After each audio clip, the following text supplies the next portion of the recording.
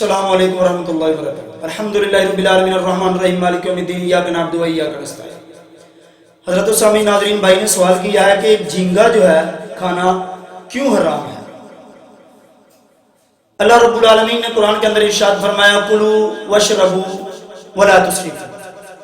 اللہ تعالیٰ فرماتے ہیں کہ جو تمہارے لیے چیزیں حلال ہیں تم ان چیزوں کو کھاؤ، کلوا واشربوا، اور تم کھاؤ اور پیو، ولا تسرفوا، لیکن شرط یہ ہے کہ کھانے پینے سے تمہیں منع نہیں کیا جاتا، لیکن شرط یہ ہے کہ اس کے اندر اسراف نہ کرو، فضول خرچی نہ کرو، یعنی اس کو ضائع اور بیکار نہ کرو۔ عام طور پر ہمارے گھروں میں ہی ہماری محافل میں کھانے کا انتظامات ہوتے ہیں اور انتظامات میں کھانا ہمیں وافر مقدار میں ملتا ہے، لیکن وہ کھانا جو ہمیں وافر مقدار میں مل رہا ہے، جو ہم کھا رہے ہیں، کھانے کے بعد جو کھانا ہم سے وافر ہو جاتا ہے، بچ جاتا ہے، ہم اس کو ضائع اور بیکار کر دیتے ہیں۔ یہ اسراف کی شکل میں آتا ہے۔ یہ ایک چیز کی طلب ہے، ہم دو چار چیزیں جو ہے وہ لے لیتے ہیں، یہ بھی اسراف کی شکل میں آتا ہے۔ تو گویا کہ کھانے پینے سے اللہ تعالیٰ نے یہ ساری نعمتیں ہمیں عطا کی ہیں۔ کھانا پینا جو ہے وہ انسان کی ضروریات میں شامل ہے، انسان کی زندگی کا ایک حصہ ہے، چونکہ اسی کے ساتھ انسان کی زندگی جو ہے اس کے ساتھ وابستہ ہے، تو چونکہ ان کے کھانے پینے سے اللہ تعالیٰ نے کبھی بھی کسی کو منع نہیں فرمایا، لیکن اگر منع فرمایا تو صرف اور صرف منع فرمایا اسراف کرنے سے، اس کو ضائع اور بیکار کرنے سے۔ اب سوال یہ پیدا ہوتا ہے کہ ہم جو چیزیں کھا رہے ہیں، کیا یہ چیزیں کھانے والی جن کو ہم کھاتے ہیں اپنے استعمال میں لاتے ہیں، کیا یہ چیزیں ہمارے لیے حلال ہے کہ حرام ہے؟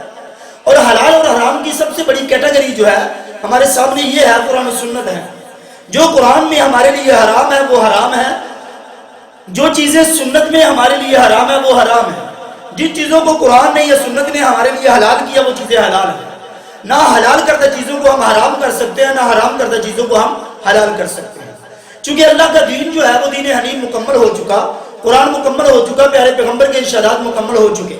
اللہ کے نبی صلی اللہ علیہ وسلم نے اور قرآن کے اندر جو بھی چیزوں کو ہمارے لیے بہتر تھا ان کو حلال کر دیا، جو چیزیں ہمارے لیے بہتر نہیں تھی ان کو حرام قرار دے دیا۔ اب دیکھیں انسان کی حلال اور حرام کے ساتھ بھی انسان کے جسم پر اس کے اثرات ہوتے ہیں۔ جیسے جیسے انسان حرام کا مال کھاتا ہے، انسان کی روح جو ہے وہ پراگندہ ہو جاتی ہے، روح جو ہے وہ خراب ہو جاتی ہے، جس کے بنا پر انسان کے اعمال جو ہیں وہ بدکرداریوں میں، بدعمالیوں میں چینج ہو جاتے ہیں۔ گویا کہ لقمہ حرام کھانے سے انسان کے جسم پر ایسے برے اثرات پڑتے ہیں کہ انسان اللہ کے قرب سے دور ہو جاتا ہے، اللہ کی عبادات سے دور ہو جاتا ہے، چونکہ اس کی عادت یہ ہو جاتی ہے کہ وہ حرام کا کھانا کھا رہا ہے، جب حرام کا کھانا اللہ کے نزدیک پسندیدہ کھانا نہیں ہے۔ اور جیسے جیسے انسان حلال کا کھانا کھاتا ہے، حلال کا لقمہ جو ہے وہ لیتا ہے، حلال کا رزق اکٹھا کرتا ہے، تو پھر انسان اتنا ہی اللہ کے قریب ہو جاتا ہے، کیونکہ جب حلال کا رزق کمائے گا پھر اللہ کے راستے میں مال خرچ کرے گا، پھر اس میں سے زکوٰۃ صدقات بنتی ہوگی تو وہ بھی ادا کرے گا۔ تو گویا کہ یہ سارے کے سارے طریقے اللہ تعالیٰ کا قرب حاصل کرنے کے طریقے ہیں۔ اب رہی بات کہ جو چیزیں حرام کرتا ہے اور جو چیزیں حلال کرتا ہے، جیسے کہتے ہیں کہ جھینگا جو ہے وہ حرام ہے، مجھے اس بات کی سمجھ نہیں آتی کہ اس کو کس کیٹیگری کی بنا پر حرام کر دیا گیا۔ دیکھیں جو چیزیں حرام ہیں وہ قرآن کے اندر، حدیث کے اندر واضح ہیں۔ جیسے حدیث کے اندر آتا ہے، اللہ کے نبی صلی اللہ علیہ وسلم نے فرمایا وہ جانور جو کچلی والے جانور ہیں، چیڑ پھاڑ کرنے والے جو جانور ہیں، جو جانور چیڑ پھاڑ کر کے کھاتے ہیں، کچلی والے نوکدار جن کے دانت ہوتے ہیں، جیسے چیتا جو ہے، بلی ہے، کتا ہے، یہ جانور ان کے نوکدار دانت ہوتے ہیں، دو اوپر دو نیچے، یہ اس سے چیڑ پھاڑ کر کے جانور کا شکار کر کے کھاتے ہیں۔ یہ سارے کے سارے جانور جو ہیں وہ حرام ہیں۔ اب اس میں کسی ایک جانور کا نام لینے کی یا نہ لینے کی ضرورت نہیں ہے، سمپل طور پر سمپل اللہ کے نبی صلی اللہ علیہ وسلم نے یہ وضاحت کر دی کہ جس کے دانت ہیں، جن کو کچلی والے دانت کہا جاتا ہے، نوکدار دانت جو ہوتے ہیں، جن کے یہ جس جانور کے بھی ہوں گے، یہ جانور سارے کے سارے حرام ہیں۔ دوسرے نمبر پر اللہ کے نبی صلی اللہ علیہ وسلم نے وضاحت کی کہ وہ جانور، وہ پرندہ جو پنجہ مار کر شکار کرتا ہے، پنجہ مار کر چیز کو حاصل کرتا ہے، چھینتا اٹھاتا ہے، وہ جانور بھی تمہارے لیے حرام ہے۔ اب اس جانور کی کیٹیگری میں بھی بے داشت پرندے جو ہے وہ آ جاتے ہیں، اور یہ وہ کچلی والے جانور وہ پنجہ بھی مارتے ہیں اور ان کے کچلی والے دانت، نوکدار دانت بھی ہوتے ہیں، یہ بھی حرام ہے۔ اسی طرح سے وہ جانور بھی ہیں جن کو قرآن اور حدیث کے اندر واضح طور پر نص ہے، جیسے قرآن کے اندر خنزیر کو جو ہے وہ حرام کہا گیا، قرآن کے اندر شراب، دیکھیں شراب بھی ایک چیز ہے پینے والی ہے، اس کو بھی حرام کیا گیا، قرآن کے اندر کتے کو حرام کر دیا گیا، چونکہ یہ جانور ان کے بارے میں واضح طور پر قرآن کے اندر نص موجود ہے، اور باقیوں کی وضاحت جو ہے وہ حدیث کے اندر ہمیں ملتی ہے۔ لیکن یہ چیز یہ سمجھ نہیں آتی جھینگا جو ہے کیا یہ شکار کرتی ہے پنجہ مار کر؟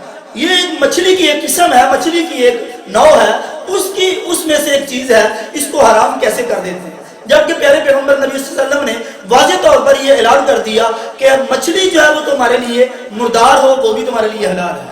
اب وہ مچھلی کوئی بھی قسم کی ہو، کسی قسم کی بھی مچھلی ہو، اب مچھلی کی ہزاروں پچاسوں قسمیں ہیں، اب ہر اقسام کی مچھلیاں بے تحاشا اقسام کی ہمیں ملتی ہیں، لیکن وہ ساری کی ساری کسی قسم کی بھی ہوں گی، وہ ساری کی ساری ہمارے لیے حلال ہوں گی، کیوں پیارے پیغمبر نے ان کو حلال کر دیا ہے۔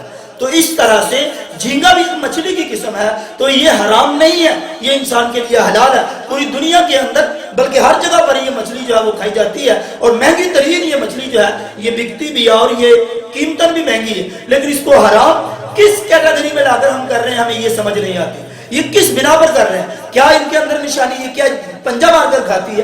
کیا اسے شکار کرتی ہے پنجہ مار کر؟ یا اس کے دانت ہیں کچلی والے جس طرح نوکدار دانت ہوتے ہیں؟